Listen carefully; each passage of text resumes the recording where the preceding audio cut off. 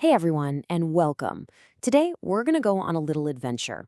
We're going to explore the innovator's journey, which is really just a fancy way of saying we're going to look at a roadmap that shows how amazing ideas go from just a tiny spark in your brain to something real you can see and touch. So let's jump right in. So let me ask you this. Have you ever been using something, a toy, an app, anything, and just thought to yourself, hey, I could make this so much better? Or maybe you've had a completely random, brilliant idea pop into your head out of nowhere. Well, that little spark, that feeling of curiosity or even frustration, that's it. That's the starting line for almost every single new invention in the world. Okay, first things first, we've got to understand the world we're living in. It is incredibly fast and super noisy. Trying to launch a new idea today is kind of like trying to whisper a secret to your friend at a huge, loud rock concert. It's really, really hard to get anyone to hear you. And that's why, to get your idea noticed, just making something a little bit better usually isn't enough. You have to create something that really, truly stands out from the crowd. An idea so cool and so interesting that it cuts right through all that noise and makes people stop and say, whoa, what's that? Tell me more. So where do these incredible standout ideas even come from? Well, you might be surprised. They're usually not cooked up in some fancy science lab. They actually come from inside of us, from our own experiences. Your secret superpower here is your own passion. What problems do you personally want to solve? The most successful inventions almost always start with someone who has a real personal connection to the problem they're trying to fix. All right, so let's say you found a problem you're really passionate about solving. What's next? Well, believe it or not, there's a process for this, a kind of secret recipe for turning that passion into a real idea. Let's walk through what I like to call the 4 magic steps of creative thinking. And here's the best part, the most important thing to get. Creativity is not some mysterious gift that only a few people are born with. Not at all. It's actually a skill, just like learning to ride a bike or play a video game. It's a process you can learn, and the more you practice it, the better you get. It's all about understanding the basics and then just doing it over and over. So here they are, the 4 classic stages. First up is saturation. This is where you become a detective. You just dive in deep and learn everything you possibly can about the problem. Then comes incubation. This step is so important. You actually step away from the problem.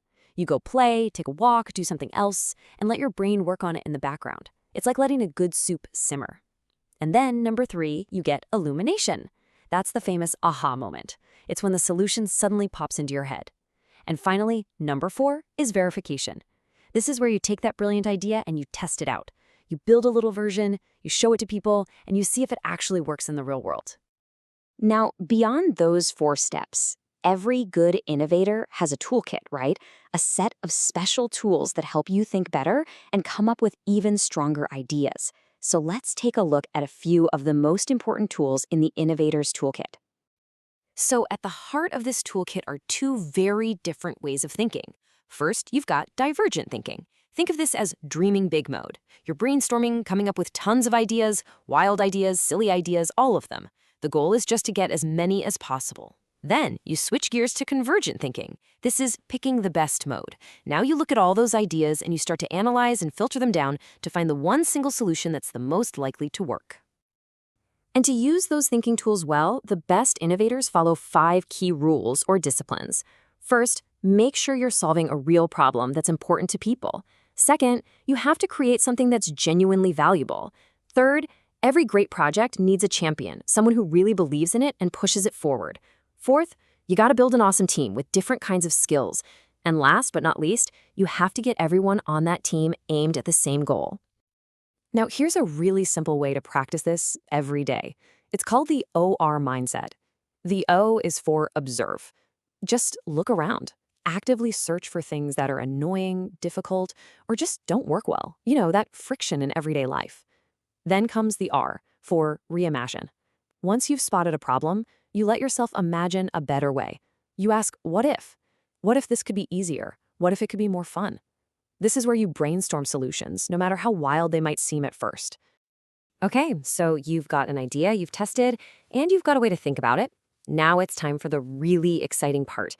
It's time to talk about how you actually build it, the real practical steps to bring your idea to life. One of the very first things you'll need to do is give your project a legal home. Think of it like building a house for your idea. An LLC or an S Corp, that's kind of like building your own clubhouse that you and your friends run yourselves. It protects you. A C Corp, on the other hand, is more like building a big skyscraper. It's the right choice if you want to ask other people, like investors, to help pay for it in exchange for a piece of the building.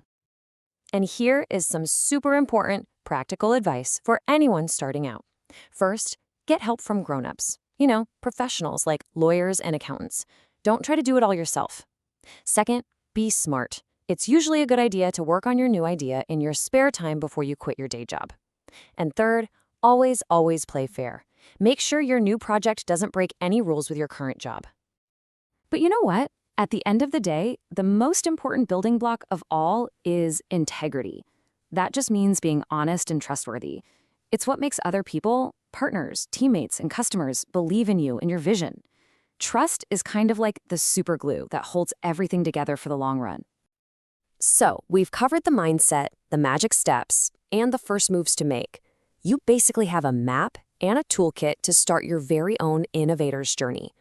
So really, the only question left to answer is the one right here. What's the first problem that you are going to solve?